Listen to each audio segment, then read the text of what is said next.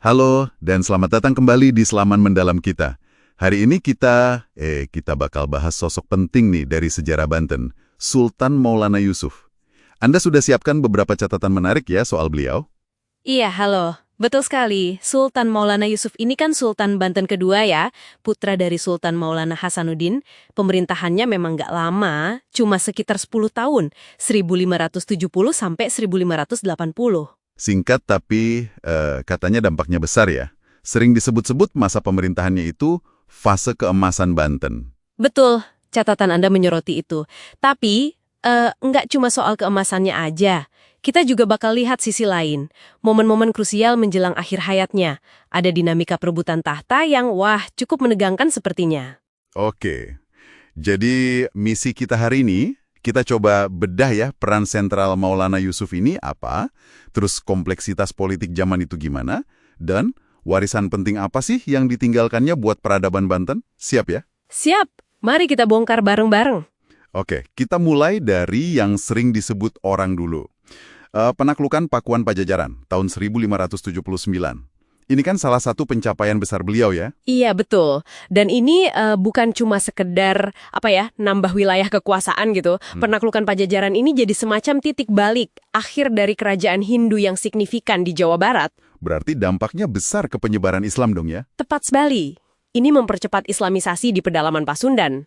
Nah, yang menarik, strateginya Maulana Yusuf itu nggak cuma pakai kekuatan militer, tapi ada kombinasi dengan dakwah. Beliau itu mengirim ulama-ulama untuk mengajar di sana. Jadi ada pendekatan militernya, ada pendekatan persuasifnya juga lewat agama ya? Benar. Dan ada satu lagi nih, konsekuensi yang mungkin nggak terduga. Sebagian masyarakat Pajajaran yang katakanlah menolak untuk masuk Islam, mereka memilih mengasingkan diri. Nah, ini dipercaya jadi salah satu cikal bakal leluhur masyarakat Baduy yang kita kenal sekarang. Wah, menarik itu. Jadi jejaknya sampai ke sana ya?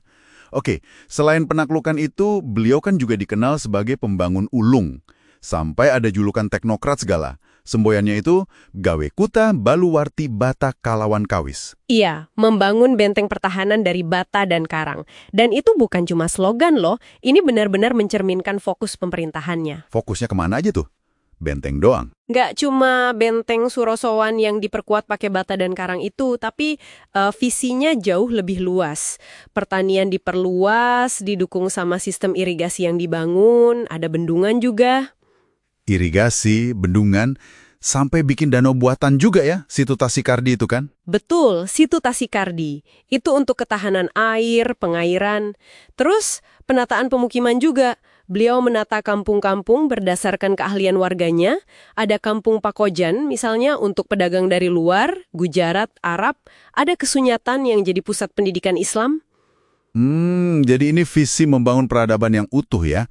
Nggak cuma fisik, tapi juga sosial, ekonomi, spiritual. Komprehensif banget untuk masanya. Iya, bisa dibilang begitu. Visi yang mengintegrasikan kemajuan material dan spiritual. Tapi justru di tengah pembangunan yang hebat itu, kok malah muncul situasi genting ya menjelang akhir hayatnya? Gimana ceritanya itu? Yusuf ini jatuh sakit. Sakitnya parah. Kondisinya yang menurun drastis ini langsung ya bisa ditebak, memicu isu suksesi. Suksesi selalu jadi isu sensitif ya di kerajaan manapun. Betul. Dan situasinya makin memanas ketika Pangeran Arya Jepara, ini adiknya Sultan Yusuf, dari ayah yang sama, tapi beda ibu, datang dari Jepara ke Banten. Datang menjenguk kakaknya yang sakit. Alasannya sih begitu, menjenguk. Tapi dia nggak datang sendirian. Dia bawa pasukan besar dari Jepara. Nah, ini yang bikin suasana jadi tegang. Jelas ini ada manuver politik di baliknya. Kenapa kehadirannya begitu mengancam? Kan Sultan Yusuf pasti sudah nunjuk pewaris dong? Nah, ini masalahnya. Pewaris sah yang ditunjuk Sultan Yusuf itu putranya sendiri, Pangeran Muhammad. Tapi usianya, menurut catatan Anda, itu baru sekitar 9 tahun. Masih kecil sekali. Wah, 9 tahun. Jelas ini jadi celah ya. Raja masih anak-anak, sementara ada paman yang ambisius datang bawa pasukan. Rentan banget situasinya. Sangat rentan. Potensi konflik, bahkan perang saudara, itu besar sekali. Bayangkan saja, kevakuman kekuasaan karena rajanya masih bocah. Lalu apa yang terjadi setelah Sultan Maulana Yusuf akhirnya wafat tahun 1580 karena sakitnya itu? Gimana nasib Pangeran Muhammad yang masih belia? Disinilah muncul figur kunci lain yang perannya krusial banget. Patih Mangkubumi. Patih Mangkubumi. Dia yang pegang kendali sementara. Iya, karena Pangeran Muhammad masih sangat muda, Patih Mangkubumi diangkat jadi wali raja. Semacam pejabat sementara yang menjalankan pemerintahan lah. Nah, posisinya Patih ini sulit banget. Ada indikasi awal mungkin dia sempat condong atau dapat tekanan untuk mendukung Arya Jepara. Oh iya, terus gimana akhirnya? Nah, ini dia poin pentingnya. Pada akhirnya, Patih Mangkubumi mengambil keputusan yang sangat menentukan. Dia memilih untuk tetap setia dan mempertahankan hak Pangeran Muhammad sebagai Sultan Banten yang sah. Wow, itu keputusan besar ya? Berani sekali. Besar sekali dampaknya. Keputusan Patih Mangkubumi ini berhasil mencegah Banten jatuh ke dalam perang saudara, menjaga stabilitas kerajaan di masa transisi yang luar biasa genting itu. Ini menunjukkan betapa pentingnya figur penyeimbang yang punya integritas di saat-saat kritis. Jadi stabilitas Banten saat itu benar-benar bisa dibilang bergantung pada satu keputusan Patih Mangkubumi ya? Gila juga sih kalau dipikir. Benar, ini membawa kita ke warisan Maulana Yusuf ya. Jadi kalau kita lihat lagi, warisannya itu ternyata jauh lebih dari sekedar bangunan fisik kayak benteng atau irigasi atau penaklukan Pajajaran saja. Lebih dalamnya gimana tuh? Beliau itu secara signifikan memperkuat posisi Banten sebagai pusat dakwah Islam, pusat pendidikan agama. Melanjutkan fondasi yang sudah dibangun ayahnya Hasanuddin. Nilai-nilai Islam itu makin diintegrasikan ke pemerintahan, ke masyarakat. Ini ikut membentuk karakter keislaman yang khas Banten. Jadi fase kemasan itu bukan cuma soal bangunan, tapi juga peletakan fondasi peradaban Islamnya ya? Tepat, fondasi Banten sebagai kekuatan maritim, pusat ekonomi, sekaligus pusat peradaban Islam yang disegani di Nusantara.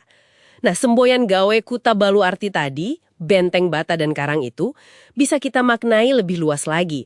Bukan cuma benteng fisik, tapi juga semacam benteng spiritual dan sosial yang coba beliau bangun. Jadi dari selaman kita kali ini, kita bisa lihat Sultan Maulana Yusuf ini sosok yang kompleks ya. Ada sisi penakluk yang mengakhiri era Pajajaran, ada sisi pembangun infrastruktur yang visioner banget, penguat fondasi Islam juga, tapi di akhir hayatnya justru meninggalkan situasi politik yang rawan banget. Betul, punya banyak sisi. Dan krisis suksesi setelah wafatnya itu ngasih kita pelajaran penting. Bahwa stabilitas sebuah kerajaan, sehebat apapun kelihatannya, itu bisa sangat rapuh. Bisa bergantung banget sama keputusan satu atau dua figur kunci di momen genting. Kayak Patih Mangkubumi tadi itu. Bener juga ya. Nah, ini mungkin jadi sesuatu yang menarik untuk Anda renungkan nih. Bagaimana sebuah warisan peradaban yang kelihatannya sudah kokoh, ada bentengnya, ada sistem irigasinya, pusat pendidikannya, nilai-nilai yang ditanamkan seperti di era Maulana Yusuf ini, kok bisa tetap bertahan, bahkan mungkin berkembang, meskipun harus melewati turbulensi politik internal yang sehebat perebutan tahta itu ya? Pertanyaan bagus itu. Sesuatu untuk kita pikirkan lebih lanjut mungkin. Oke, sampai di sini dulu Selam Mendalam kita kali ini. Sampai jumpa di kesempatan berikutnya.